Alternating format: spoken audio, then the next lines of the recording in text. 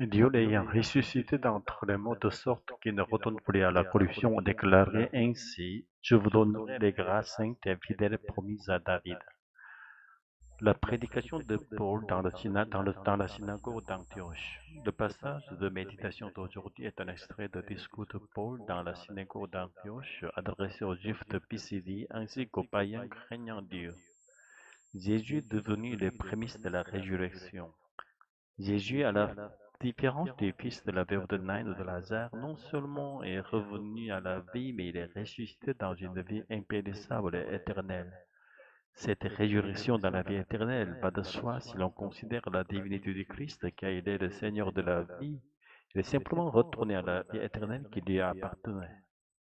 Cependant, la résurrection corporelle de Jésus est un indice précieux nous révélant que cela concerne aussi son humanité. En d'autres termes, en devenant les prémices de la résurrection dans la vie éternelle, Jésus préfigure que ceux qui croient en lui et ont reçu le Saint-Esprit ressusciteront aussi dans une vie impérissable et participeront ainsi à la vie divine et éternelle de Dieu. Différence entre ressusciter et revenir à la vie. Certes, toutes personnes dans l'Ancien Testament furent enlevées au ciel sans passer par la mort, mais elles ne sont pas ressuscitées, elles ont été enlevées vivantes. Quant à ceux qui sont revenus à la vie après la mort, ils n'ont pas échappé à la mort définitive, tous sont morts à nouveau par la suite. La signification de la résurrection corporelle de Jésus. Ainsi, le fait que Jésus, Dieu en esprit, ne soit pas simplement retourné à la vie éternelle en tant qu'esprit, mais qu'il soit ressuscité dans un corps puis monté au ciel dans ce même corps, nous révèle que même la résurrection manifeste la préservation de son humanité en notre faveur. Cela montre aussi l'abaissement de Dieu jusqu'à garder la nature humaine glorifiée. Il devient dès lors possible d'en conclure que Jésus continue à conserver son humanité jusqu'à son retour et qu'il exerce actuellement le rôle de médiateur entre Dieu et les hommes en tant que grand prêtre céleste. Le christianisme est l'accomplissement de l'espérance juive. Par ailleurs, Paul, en témoignant de la résurrection de Jésus, souligne qu'elle repose sur la prophétie d'Ésaïe 55,3. Ce faisant, Paul montre que le christianisme n'est pas une secte détachée du judaïsme, mais qu'il est l'avenir même du judaïsme, le chemin qu'il devait suivre selon les Écritures. Prêtez l'oreille et venez à moi, écoutez, et votre âme vivra. Je traiterai avec vous une alliance éternelle selon les grâces assurées promises à David. Jésus-Christ, accomplissement de la prophétie d'Ésaïe. Par la bouche du prophète Ésaïe, Dieu avait promis aux habitants du royaume de Juda, alors en captivité à Babylone, les grâces assurées promises à David. Cette promesse signifiait que la royauté davidique serait éternelle et que le peuple de Dieu serait à jamais gouverné par un descendant de David. Or, dans l'histoire, la royauté terrestre de la maison de David n'a pas duré éternellement. Le peuple de Juda non plus n'a subsisté en tel quel. Ainsi, la prophétie d'Ésaïe 55,3 trouve son plein accomplissement en Jésus-Christ, le descendant promis de David.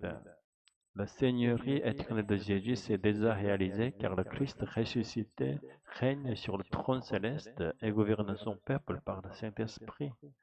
Même si en tant que croyants nous devons encore passer par la mort, nous ressusciterons pour participer à la vie éternelle de Dieu.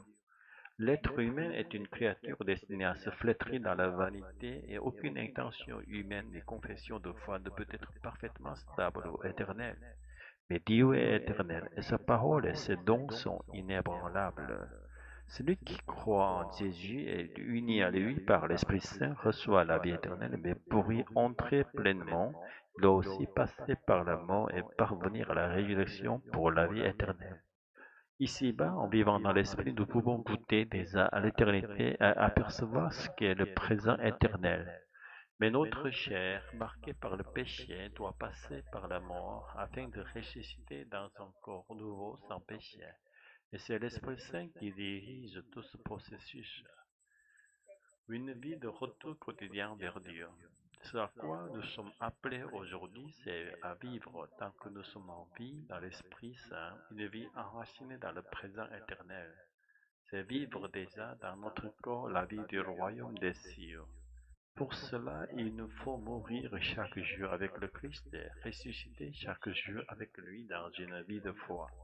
Ce n'est pas une seule repentance une fois pour toutes, mais une vie de repenti quotidien tant que dure notre passage sur cette terre.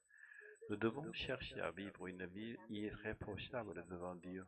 Et parce que le Saint-Esprit nous accompagne, notre effort n'est jamais vain. Alléluia. Amen. Seigneur Jésus-Christ, toi qui es ressuscité dans un corps glorifié et qui sièges à la droite du Père dans la gloire éternelle, nous t'adorons comme le premier-né d'entre les morts, le médiateur céleste et le roi éternel. Tu n'as pas méprisé notre condition humaine, mais tu l'as assumée jusqu'à la croix. Et même dans la résurrection et l'ascension, tu as conservé ton humanité pour être à jamais notre grand prêtre auprès du Père. Nous croyons que ta résurrection est notre espérance et que par l'Esprit Saint nous pouvons goûter dès ici-bas la puissance de la vie éternelle. Aide-nous à vivre chaque jour en ta présence, dans une repentance sincère et dans la foi qui nous unit à toi. Fais-nous mourir à nous-mêmes et ressusciter avec toi dans la joie d'un cœur renouvelé. Conduis-nous jour après jour et vers la résurrection glorieuse.